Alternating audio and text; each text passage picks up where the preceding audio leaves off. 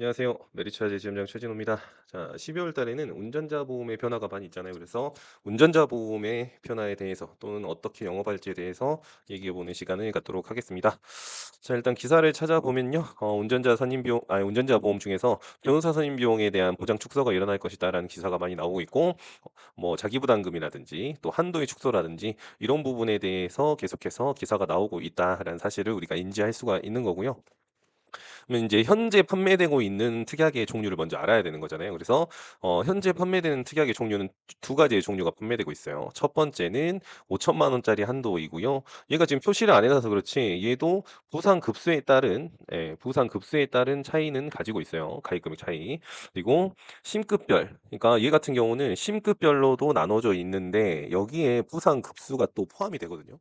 그래서 부상 급수에 따른 한도가 따로 표시가 되고 있다라는 거. 자, 그러면 두 가지 특약이 모두 이렇게 판매가 되고 있기 때문에 현실적으로 원래는 새로운 특약이 이렇게 9월 달에 출시가 되었을 때 이 특약을 지웠어야 되는데 이 두 개가 지금 동시에 판매되고 있거든요. 그렇기 때문에 현재 판매되는 건 주로 요 녀석 위주로 1번 이 기존 변호사 선임 비용 요걸로 판매가 되고 있다라고 보시면 될 것 같아요.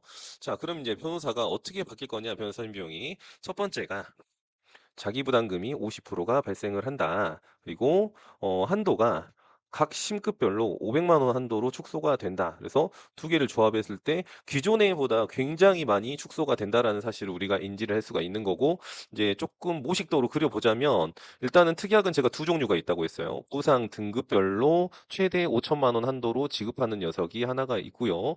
얘는 부상 등급과 심급까지 계산을 해서 최대 5천만 원 기준으로 지급하는 애가 있다. 그리고 변경되는 애는 이렇게 바뀐다. 각 신급별로 최대가 500만 원 한도이면서 중요한 게 자기 부담금이라는 게 50%가 발생을 하게 된다. 이렇게 봐주시면 되는 거죠.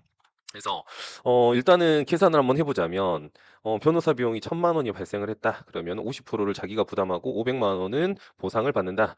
근데 만약에 변호사 비용이 700만 원이 발생을 했다. 그러면 350만 원은 자기가 부담하고 350만 원만 자기가 보상을 받도록 한다. 이제 요런 구조로 되는 거죠. 그래서 굉장히 많이 불리해진다라고 볼 수 있는 거고, 이 기존에 판매되고 있는 변호사 비용이 복잡하다면 지금 판매가 잘 안 되는 요 부분은 없다고 생각하고 요 녀석을 기준으로 조금 생각을 하고 계시면 좋을 것 같아요. 그래서 일단은 지금 기준으로 봤을 때는 요거를 선택하는 게 당연하다라고 봐주시면 될 것 같고요. 자, 그럼 이제 고객을 만나서 기존에 이제 고액의 변호사들, 이 고액의 변호사 비용이 왜 필요하냐, 요런 얘기를 할 때 저는 이제 본질적으로 변호사를 왜 쓰느냐에 대해서 얘기를 해야 된다고 생각하거든요. 그럼 변호사를 왜 쓰는 거예요? 결국은 벌을 깎기 위한 거잖아요. 벌을 줄이고 싶다. 그렇죠? 자, 벌을 줄일 때 요 밑에 통계를 보시면은 정관 변호사들이 굉장히 효과적으로 힘을 쓴다라고 볼 수가 있는 거잖아요. 그리고 실제로도 소송 경험자의 95%가 정관 예우 관행이 아직도 있다라고 생각을 한다라는 거고요.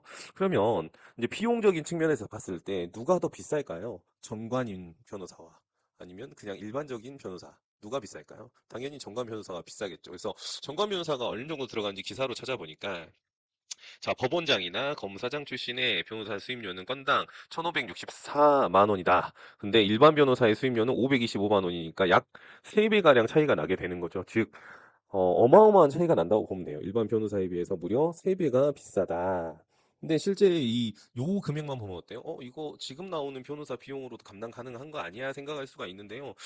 사실은 여기는 아마 이제 소득 신고가 제대로 된 것 기준으로 평가를 했을 것 같아요. 근데 실제로는 요런 일들이 굉장히 많죠. 전문직들에서 뭐 세금을 누락하는 경우가 굉장히 많아서 소득이 제대로 정산이 안 된 경우가 많기 때문에 실제로는 저거보다 훨씬 높은 정도의 변호사 비용이 필요할 것이야라고 우리가 생각을 해야 되는 거고, 우리가 어려움에 처했을 때 이제 감형을 받기 위해서는 훌륭한 변호사를 써야 되는데 결국은 정관 변호사를 많이 쓰게 될 것 같다. 그리고 그러한 변호사들, 일을 잘하는 변호사들 또는 능력 있는 변호사들은 비싸다. 요런 얘기를 같이 얘기해 주시면 좋겠다라는 거고요. 근데 이제 변호사 선임 비용 같은 경우는 특약 자체가 굉장히 조그마한 특약이잖아요. 그렇기 때문에 얘만 가지고 리모델링이나 업셀링을 하기가 쉽지 않기 때문에 다른 비용들의 편차도 하나씩 뜯어봐야 되는데, 예를 들면은 이제 2020년 3월 기준으로 해가지고 스쿨존 벌금 추가가 가능했죠. 그래서 요 부분 하나 봐주셔야 되는 거고, 또 하나는 어 원래는 4월에 최초로 타사에서 나왔고 6월에 이제 저희 회사는 출시를 했는데 6주 미만 교통사고 처리 지원금에 대한 부분도 필요하다라고 할 수가 있는 게 제가 요거 나왔을 때 굉장히 부정적으로 생각을 했었는데 실제로 시간이 흐르고 보니까 이거 보상이 되게 많이 나가더라고요. 예, 보상 사례가 굉장히 많이 발생하더라 요 부분. 그다음에 쭉 넘어와서 제가 중요하게 보는 건요. 이 변호사 선임 비용 중에서 이 경찰 조사 단계 포함이 출시된 요 시기가 상당히 중요하다라고 보는 거예요. 자, 경찰 조사 단계 포함이 최초로 어디서 나왔냐? DB 손해보험에서 나왔어요. 언제 나왔냐면 22년 10월쯤에 나왔을 거야, 아마. 그래서 요거를 뒤쫓아서 우리가 1월 달에 출시를 했는데 자, 요거의 이 특약의 장점은 뭐예요? 이럴 때 주겠다는 거죠. 우리가 교통사고를 내고 실제 중요한 초동 단계, 예, 초동 단계라고 할 수 있는 경찰 조사 단계에서부터 변호사 비용을 지원할 테니까 변호사를 초기에 고용을 해가지고 활용하셔라 이런 취지로 접근을 하는 거잖아요. 그죠? 근데 얘는 조건이 있어요. 어떤 조건이 있냐? 첫 번째, 사망 사고여야 된다. 두 번째, 중과실 교통사고여야 된다. 그렇죠. 자, 요 두 가지 상황에서만 이제 보장이 가능을 했단 말이죠. 근데 메리츠가 보기에는 요거 두 개 말고 뭐가 필요했냐? 이 중상해란 녀석이 필요하더라. 해 가지고 최종 완성이 된 게 요때 23년 4월에 메리츠 화재에서 최초로 변호사 선임 비용 경찰 조사 포함하면서 중상해까지 넣었단 말이죠. 그렇기 때문에 이 변호사 선임 비용이 완성된 시기라고 요거를 판단을 하고 요때를 기점으로 봐 줘야 되는데 요거를 어떻게 활용을 하셔야 되냐면 자 일단은 요거를 좀 지우고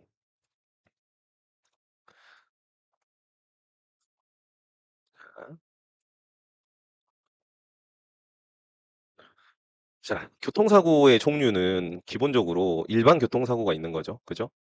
일반 교통사고가 있는 거고 그리고 중과실 교통사고가 있는 거죠. 이렇게 두 가지 교통사고가 있는 거죠.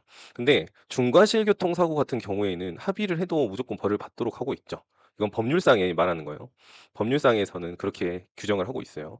근데 일반 교통사고 같은 경우는 합의를 하면 벌을 안 받는다. 예, 즉, 이 피해자가 이 사람을 용서해 주세요 하면은 봐줄 수 있는 거거든요. 그래서 반의사 불벌죄라고 하는 거고요.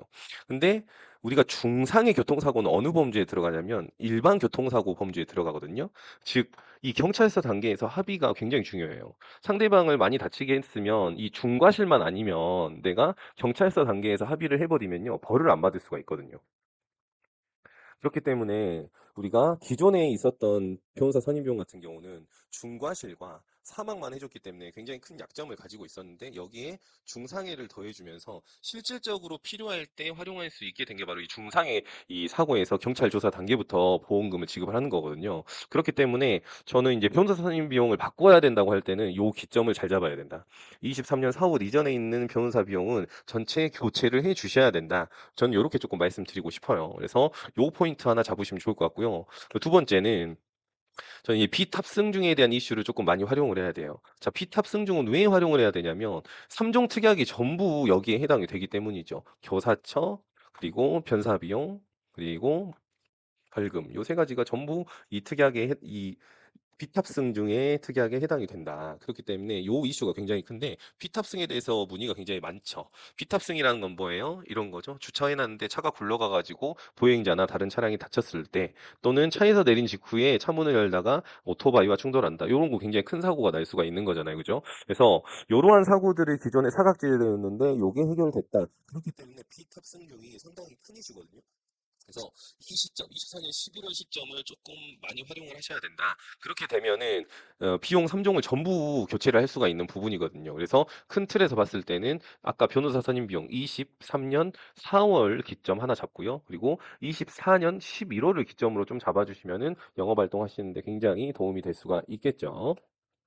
자, 담보불로 보면은 이렇게 큰 틀에서 볼 수 있을 것 같아요. 교통사고 처리지원금 변호사 비용 다 가입금액 라인을 먼저 살펴봐야 되는 거죠. 가입금액이 혹시 잘 부족하진 않는지 그리고 선지급 라인을 또 살펴봐 줘야 되는 거고 변호사 선임 비용은 뭐가 중요하다? 경찰도사 단계부터 해주는 게 중요한데 24년 3월에 메리츠 화재가 4월에 메리츠 화재가 처음으로 중상해까지 포함하는 빈틈없는 경찰 변호사 선임비용 내놨다. 그리고 세 가지 특약에 모두 해당되는 부분이 바로 비탑승 중 보장이다. 이렇게 정리를 해 나가시면 좋을 것 같아요.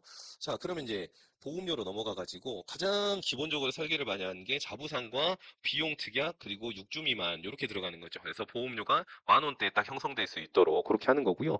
제가 조금 추천드리고 싶은 거는 저희 이제 메리츠화재가 이 극대수 출 손해의 특장점을 가지고 있죠. 어떤 특장점을 가지고 있냐? 연식에 상관없이 인수를 해준다는 점하고 면책 기간하고 감액 기간이 없이 바로 보장이거든요. 이 말은 뭐냐? 이미 날씨가 추워졌다. 이렇게 추워진 날씨에서 혹시나 모르는 동파를 대비하고 싶으면 바로 보장할 수 있는 이 동파를 보장할 수 있는 메리츠로 하셔야 된다. 그래서 운전자 보험에서 아무래도 비용 담보만 가지고 영업을 하기에는 상당히 어렵잖아요. 거기에 이 동파라는 이슈를 조금 같이 붙여보시면 어때요? 예, 바로 보장받을 수 있도록. 그러면 보험료가 요 정도 수준에서 형성이 되거든요. 그래서 저는 영업 활동하실 때 비용 담보 플러스 이 급배수 누출 손해를 같이 활용을 해 나가시면 좋겠다. 그래서 보험료 줄이고 싶으면 자부상이 좀 사라지면 보험료가 확 줄어들 수도 있겠죠. 그리고 마지막으로 혹시 가족분들한테 내가 해주고 싶다, 그냥 비용만 바꿔주고 싶다 하면요, 메리츠화재는 스쿨존 플랜이라는 걸 가지고 있기 때문에 최저 보험료가 5,000원이거든요. 뭐 이런 경우에 사실 뭐 종이값도 안 나온다 이럴 수 있는데요. 뭐 가족분들을 위해서 한다면은 당연히 요런 정도로 해가지고 진행해 보셔도 상당히 괜찮을 것 같다라고 말씀드리면서 마칠 수 있도록 하겠습니다. 감사합니다.